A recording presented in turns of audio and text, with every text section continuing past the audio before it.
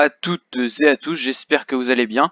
Aujourd'hui pour cette nouvelle vidéo, on se retrouve pour la première étape de la Vuelta 2019, le Tour d'Espagne 2019, sur Pro Cycling Manager 2019. On va faire tout simplement chacune des étapes de la Vuelta sur ce jeu. Bien sûr, la Vuelta sera à suivre en intégralité sur ma chaîne YouTube, la Vuelta officielle qui se déroulera à la télé, sous forme de résumé et bien sûr plein d'autres vidéos, Vuelta, présentation de parcours, tout ça.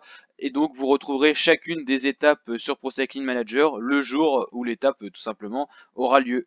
Donc certainement le matin vers 11 h, cette vidéo sera publiée à chaque fois qu'une étape aura lieu bien sûr. Donc n'hésitez pas à liker si ce genre de vidéo vous plaît et à vous abonner à ma chaîne YouTube pour d'autres vidéos de ce genre. Et c'est parti pour cette première étape. J'ai pris l'équipe FDJ qu'on va donc mener. On va essayer de gagner cette Vuelta avec Thibaut Pinot. Voilà, l'équipe FDJ qu'on va essayer de manier au mieux pour aller remporter cette Vuelta. On a tout simplement pour le sprint Arnaud Démare, pour le général Thibaut Pinot et pour les meilleurs jeunes David Gaudu. Première étape, c'est donc un contre-la-montre par équipe. Donc c'est parti.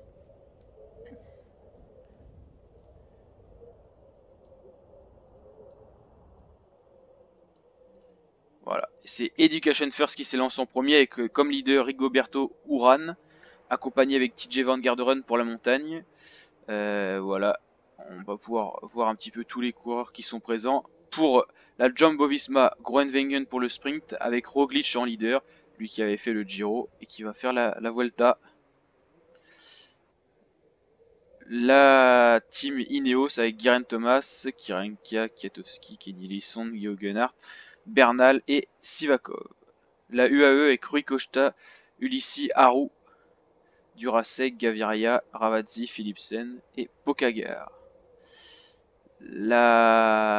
L'équipe Bora avec Machka très certainement comme leader. Alors Burman est incertain, on ne sait pas vraiment s'il fera la Vuelta. En tout cas moi je l'ai mis dans la start list. Voilà. La Astana de Fulstang qui a abandonné sur le tour, donc je pense qu'il fera la Vuelta. Avec Yon Izagirre et également Miguel Angel Lopez qui fait souvent le doublé de Giro Vuelta. Donc là, la Bahreïn qui devrait être sans Nibali et notre équipe FDJ qu'on va donc essayer de mener au mieux. Alors on va régler les relais tout simplement. Pas grosse forme pour Thibaut Pinot. Voilà, les meilleurs au contre-la-montre, on va les faire rouler un peu plus longtemps. Ah, on n'a pas une grosse forme, ça c'est pas ouf. Hein. On va essayer de faire au mieux.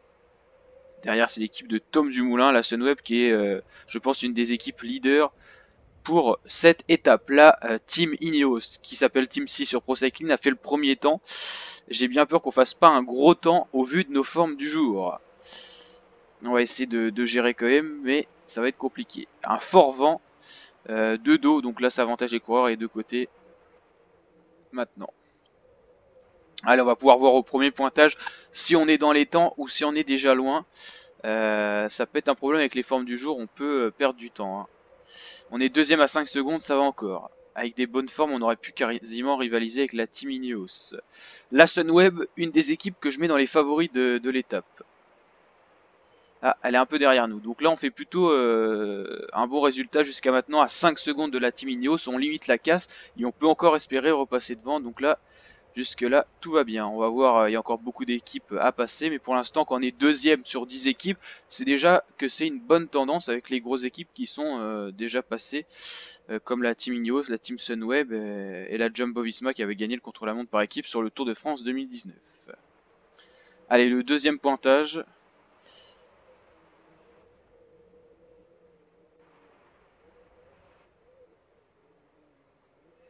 On a perdu un petit peu de temps sur la Ineos, mais on est toujours deuxième. On a perdu, on a quasiment perdu, on a perdu 7 secondes. On avait perdu 5 secondes là, et là on en a perdu, non, on en a perdu 8, c'est encore pire. 8 secondes sur Ineos, mais bon, ça limite la casse on va dire, par rapport aux autres équipes. Par contre on n'aura pas le premier maillot rouge de ce Tour d'Espagne. Il faut remporter l'étape pour ça, vu que c'est la première étape. On va voir ce que ça va donner. La Cofidis qui a fait le moins bon temps au premier pointage. Allez, Thibaut Pinot qui prend le dernier relais. Et on va finir deuxième à 22 secondes. Ça va, c'est correct. La Sunweb qui a pas fait un très beau chrono. Ils sont quand même troisième, ça va. Mais voilà, G2R a rivalisé avec la FDJ. Donc c'est pas un très gros chrono de cette équipe. C'est léger cette équipe Trek pour Richie Porte, c'est pas ouf le temps qu'ils ont fait. L'équipe Kaja Rural, oula, qui a du mal à s'organiser. La Cofidis c'est pas un gros temps. Le Skadi c'est pas ouf non plus. Dimension Data c'est pas ouf. Zakarin, non c'est pas Zakarin, c'est l'équipe Katusha, mais Zakarin n'est pas là. C'est pas non plus un très bon résultat. G2R là qui fait un très beau chrono. Movistar c'est un peu plus compliqué. Quickstep c'est pas un très gros chrono non plus. La Lotto Soudal non plus. CCC c'est pas mal. La Burgos c'est la dernière équipe à 7 et lancée tout simplement. On va voir ce qu'ils vont donner. On est toujours deuxième au premier pointage alors que toutes les équipes sont passées. Il y a déjà des coureurs en difficulté pour certaines équipes. Je pense que la CCC c'est peut-être la meilleure équipe qui est en train de rouler actuellement, sachant que toutes les autres équipes sont arrivées sauf AG2R. AG2R ou AG2R qui a fait un très gros temps, qui nous a même battu. Bon, on va aller voir AG2R justement, qui va en finir. Très gros résultat d'AG2R la mondiale. Ils peuvent encore rivaliser avec la team Ineos, c'est tout simplement magique ce qu'ils sont en train de faire. Et non, ils auront perdu 7 secondes dans la dernière partie. Et ils font mieux que la FDJ. Normalement la FDJ ne devrait plus être battue. Il y a encore la CCC qui peut peut-être encore... Ah oui, la CCC peut encore battre la Groupama FDJ, notre équipe, à 2 secondes au deuxième pointage. On va voir ce qu'ils font dans la dernière partie. Et les équipes derrière, normalement, ne devraient pas poser de gros soucis.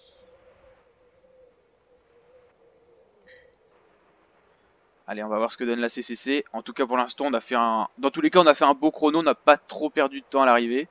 20 secondes quand même, mais...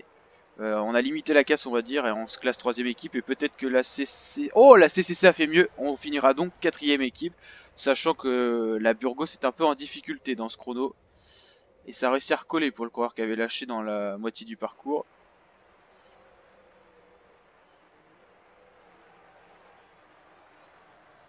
Ouais, chrono compliqué mais ils finissent pas dernier. Et ils ont perdu qu'1 minute 26, c'est tout à fait honorable comme classement.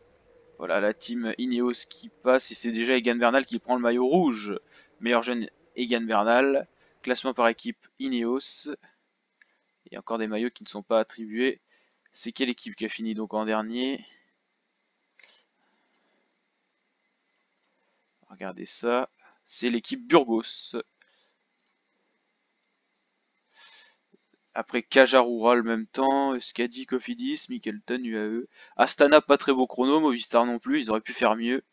La Trek Education Force aussi, qui ont quand même des coureurs bons contre la monte. La Quick Step, c'était pas ouf. Et bon résultat de la G2R et CCC aussi. Allez, on se retrouvera dans la prochaine vidéo pour cette étape 2. N'hésitez pas à vous abonner, à activer la petite cloche des notifications pour recevoir la notification de ces vidéos. Allez, ciao, n'hésitez pas à liker si ça vous a plu, à vous abonner. Ciao.